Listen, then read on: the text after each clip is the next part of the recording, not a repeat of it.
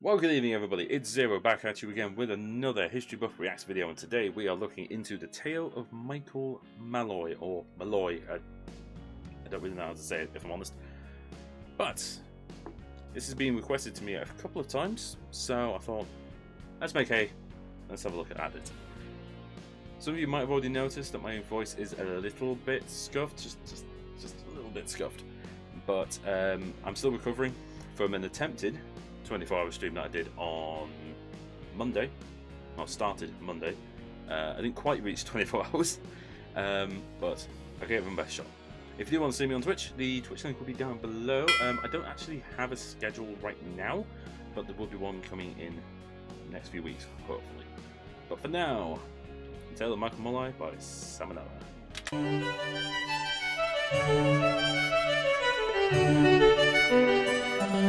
Hey kids, time for another riveting tale from the annals of history. Our story begins in New York in 1932 with a man named Michael Malloy. Not much was known about Malloy except for the following. He was around 60 years old, homeless, an alcoholic, Irish, and a former firefighter. So one day, a few guys were hanging out in the local speakeasy, including Tony Marino, the owner of the joint, and a couple of regulars by the names of Francis Pasqua and Daniel Kreisberg. And who else stumbles in but old Dusty McGee looking to get his morning fix? Marino's like, you know, I've had it up to here with that Michael Malloy character. He never pays his tabs, smells like the crevice behind an unwashed ear, harasses my clientele. Did you know the Hindenburg disaster didn't actually happen?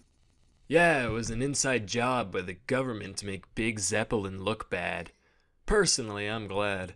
One less industry controlled by the fucking Krauts. The Hindenburg disaster doesn't happen for another 5 years, dumbass. Ah, bite me. And every... I was going to say, the Hindenburg disaster didn't happen until 1937, did it? Oh, no, I don't know actually. When did it... Was it 1937? I'm going to assume it was about 1937. Inside job, really. It's like modern day conspiracy theorists. I love it. day, he ends up like that.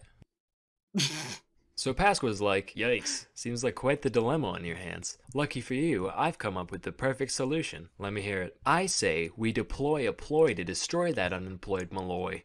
Shut up. Anyway, go on. I'll take out a life insurance policy on him. Then we let him drink as much as he wants. Obviously he's gonna kick it. I mean, look at him. No self-control.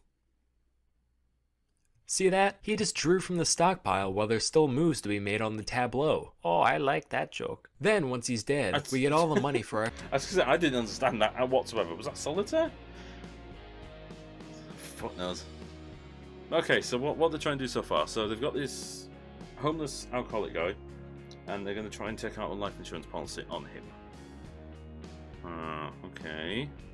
Interesting. Ourselves. Win-win. The first part of the plan went through without a hitch. Pasqua took out not one, but 3 policies on Malloy's life, with Joseph Murphy, a bartender at Marino's, posing as Malloy's brother and being named as the sole beneficiary. In total, the group stood to gain $3,576, which is like 66 grand in today's money. With all that in place, they begin the second part of the plan. Hey, Malloy. Good to see you, man. Say, what happened to your arm? Yeah, the other day, I got in a fight with a goose. Got bit pretty bad. Been leaking pus for about a week now. But hey, I got the breadcrumbs. Okay, well anyway, guess what? Your tab now has unlimited credit. Oh, cool. Well, what's that mean? It means you can drink as much as you want and we can't stop you. Bet. Naturally, he orders shot after shot and the gang happily complies. It gets to the point where Malloy's drinking way more than should be humanly possible. But instead of dropping dead or passing out, after a while he's just like, "Hi. See ya." Within 24 hours, he's back at it, giving his liver the equivalent of a Tyson uppercut and being no worse for wear. This went on for a few days before the boys were like, alright, we need to up the ante here, and decided to replace Malloy's typical shots with wood alcohol, otherwise known as methanol. Shit, they're gonna give him pure methanol. Okay. I mean, that's probably gonna kill him, like straight up. That's why you can't ingest pure ethanol either, because it'll just straight up kill you. It'll shut your body down. Oh Jesus Christ! So they're trying to get him so drunk that he'll die. Okay, interesting idea. But he refuses. He refuses. He just won't die. He's got a liver literally made of concrete. Oh, it will be concrete after you drink the methanol, to be fair.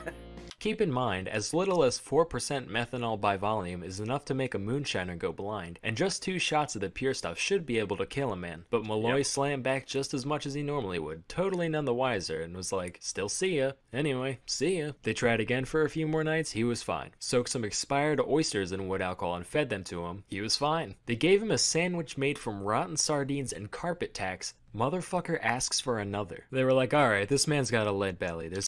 Hold on, what? What? I've never heard of this. How have I never heard of this? This is stupid. I love it. How have I never heard of this? Oh, I tell you what, you guys who requested this, bloody hell, I really should have.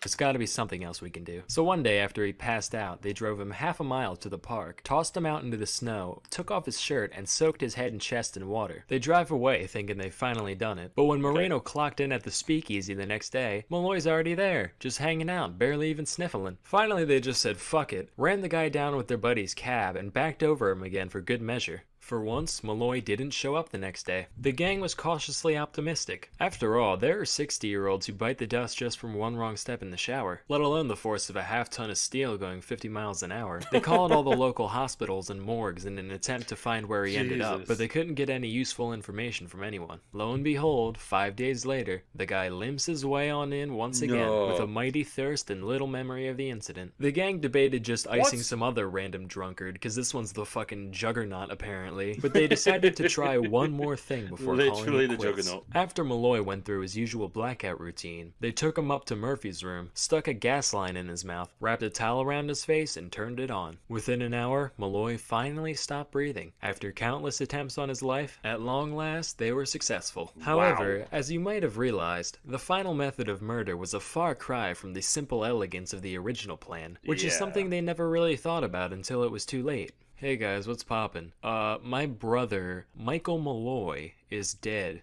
Can I have money now? Oh dear, I'm so sorry. What happened? What? Why did the man die? Pneumonia?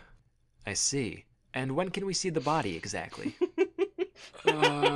So, after a quick medical examination, the men were convicted of first-degree murder and attempted fraud, and subsequently sentenced to death by electric chair. And while the executioner flipped the switch, Malloy's ghost sat in the corner, chowing down on some antifreeze and sardine soles, just laughing his ass off. Moral of the story, life is unpredictable. That's why we have insurance for it in the first place. If you ever commit fraud against life, just know that life's gonna commit a little fraud back. Till next time, I'm Sam and Nella, and thank you for watching.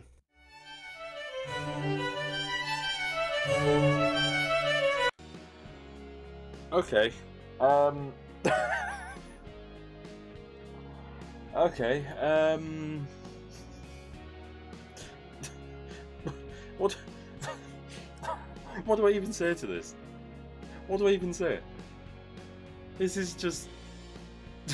This is insane. Oh, so it's one of these things. It's one of these stories that you hear where scientifically there is no chance of this person living. They should be dead.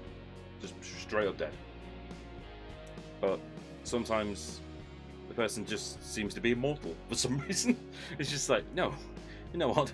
I know what you're trying to do. You're trying to kill me. You know what I'm going to say to you? I'm going to say, fuck you. I ain't going to die. Even though I'm drinking, like, you know, pure methanol.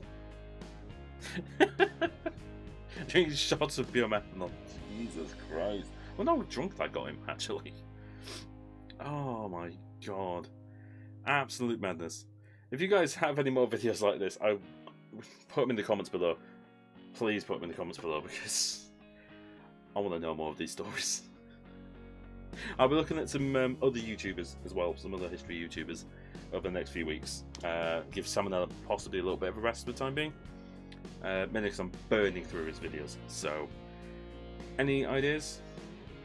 Pop them down below. I'll see what I can do. And that's going to be the end of the video. Thank you very much for watching, guys. If you did enjoy it, please make sure to press that like and subscribe button. I post twice a week, sometimes 3 times a week. So, make sure you subscribe so you don't miss it, and if you can, also hit that bell for all notifications so you make sure that you get my uploads. But if you look over here at the top of the screen, you will see the most recent video apart from this one, and down below you will see the whole History Buff Reacts playlist. But I've been Zero, this has been Tale of Malloy, and I'll see you next time. Bye bye.